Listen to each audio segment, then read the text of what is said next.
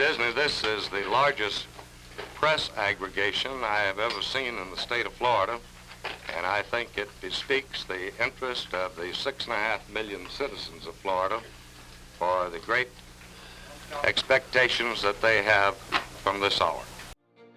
It is said that Walt Disney once envisioned making animation studio tours less exclusive and open to everyone. The idea soon morphed into a whole theme park known as Disneyland. But in 1985, the plan would get new life in Orlando, Florida.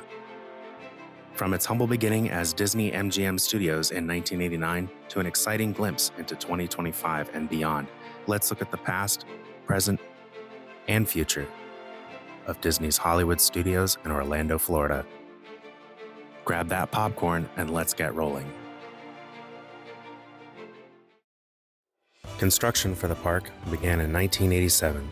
Rumor has it that CEO Michael Eisner knew of Universal Studios' intention to build a studio and backlot tour in Orlando and pushed for Disney to create their own standalone park rather than as an added attraction at Epcot. Under a previous licensing agreement with Metro-Goldwyn-Mayer, Disney created a working studio which began production in 1988. Although there were conflicts with the licensing contract from the beginning, MGM Studios was born, and in May of 1989, with only the Great Movie Ride and Studio Backlot Tour as attractions, the theme park opened, beating Universal Studios by 13 months and influencing Universal to leave out their own Studio Backlot tram ride for their Orlando park. By August of that year, the Indiana Jones Stuntacular was open, and in December, park visitors could take a ride on Star Tours, a Star Wars flight simulator. Star Tours, now at the Disney-MGM Studios theme park. Artie, do hurry, the passengers are boarding. From the combined forces of Disney and George Lucas, the most amazing ride in the universe. This time, you're in the center of the action. The focus of MGM Studios was putting the audience within the magic of the movies. Park visitors were encouraged to participate in exciting new ways. It was a place where you could witness real movies and shows as they were being filmed.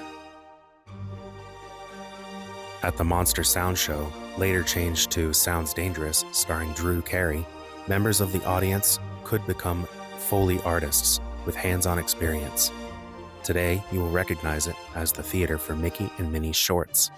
Popular movie and television stars would be paraded in so that they could leave their mark in the cement of the Mann's Chinese Theater, which was home to the Great Movie Ride.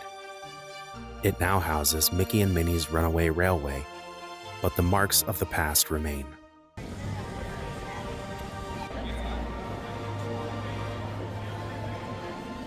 The Muppets have arrived at the Disney-MGM Studios theme park. Meet Kermit, Fozzie Bear, Miss Piggy, and all your Muppet favorites as they come to permanently leave their mark in this spectacular world of glitz and glamour. Hey, everybody, it's time to do the show. Sorry, what? Here come the Muppets, only at the Disney-MGM Studios theme park.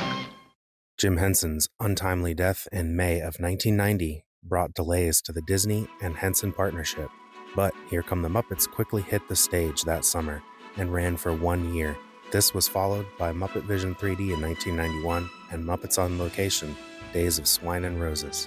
Other early 90s additions to the park included the Honey, I Shrunk the Kids movie set adventure, which allowed people of all sizes to shrink just like in the movie. Beauty and the Beast came to life on stage at the Theater of the Stars. And Voyage of the Little Mermaid moved into the former home of Here Comes the Muppets. 1994 saw the biggest changes and expansions since the park opened. Sunset Boulevard was added, the Theater of the Stars was relocated, and the crowning jewel of the retro Hollywood theming, the Twilight Zone Tower of Terror, opened its doors. Rod Serling every week said he unlocked the door to another dimension, to the fifth dimension. So we thought, we'll take you there. Picture, if you will, an abandoned hotel. Inside, you embark on a journey that defies the very laws of nature, dropping you faster than the force of gravity.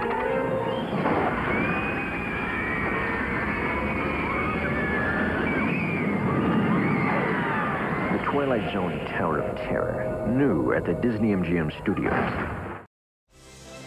The 1997 release of the Star Wars Trilogy Special Edition was celebrated by fans at MGM Studios in the form of a month of Star Wars-themed weekends. Eventually, the popularity grew, and Star Wars Weekends became an annual event until 2015, when the announcement of Star Wars Galaxy's Edge changed the studio landscape forever. But long before that happened, 1998 brought Fantasmic. 1999, the opening of Sounds Dangerous, and the Rock and Rollercoaster starring Aerosmith.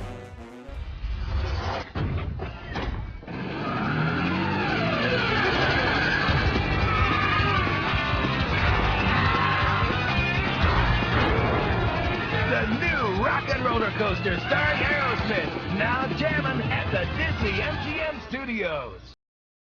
The park saw a series of minor changes, until 2008 when Disney's MGM Studios was rebranded Disney's Hollywood Studios, and the interactive nature of the park began to slip away. Studio lots temporarily housed experiences such as Journey into Narnia, American Idol, and The Legend of Captain Jack Sparrow. But all that ended when they and the studio Backlog Tour were closed down permanently in 2014 to make room for the new Toy Story Land. Toy Story Mania was the only Toy Story attraction in the park between 2008 and 2018, when Alien Swirling Saucer and Slinky Dog Dash were introduced and the brand new land had finally arrived.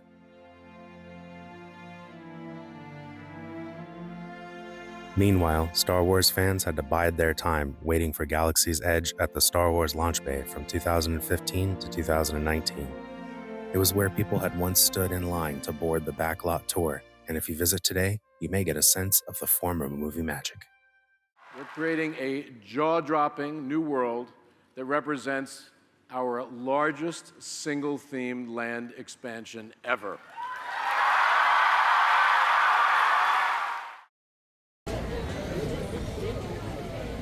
Since 2019, guests could travel to Galaxy's Edge, a fully immersive Star Wars-themed land.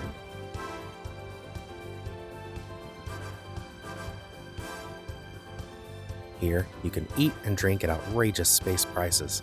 It's like warp drive robbery.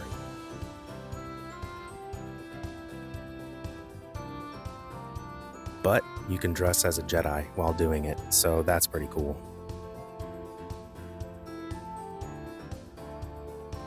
What does the future hold for the park? Well, our beloved Muppets-themed area is being torn down and replaced with Monsters, Inc. The Rock and Rollercoaster featuring Aerosmith will now feature the Muppets, and the short-lived, almost forgot to mention it, Cars section is being replaced with a new Villains attraction. All of these changes are coming soon, and we will be sure to show them to you as they arrive. I hope you have enjoyed this little trip down memory lane, and a peek at what is next. Here's an honorable mention in our research. When you visit Hollywood Studios, you may notice a dinosaur on Echo Lake. That is Gertie. She was inspired by one of the first cartoon animations.